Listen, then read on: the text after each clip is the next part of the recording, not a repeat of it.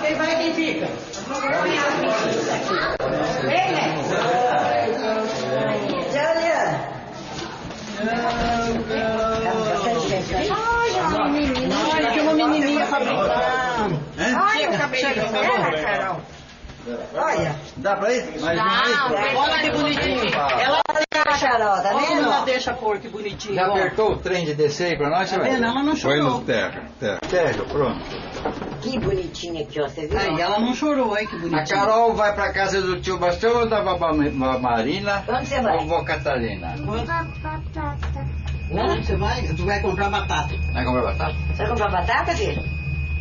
Não, agora você vai voltar com a avó Catalina. Senhor, ele tá filmando o senhor tá filmando ele? É? Tô. Olha lá. O homem, ela tá filmando ele, tá a câmera e ele tá filmando não. Chumbo. Comprar batata. Olha aqui atrás de mim. O chumbo tocado não dói, né, senhor? Pensei que já eu tinha ficado pra trás. O branco ficou. Foi o primeiro lá. Chegando. Primeiro não perde o trem, né? De jeito nenhum. Peraí, mas deve ser.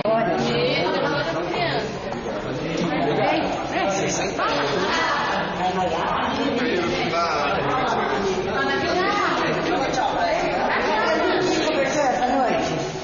E olha que eu não sinto frio, né? Carolina, vem aqui, Carol. Eu gosto de ver.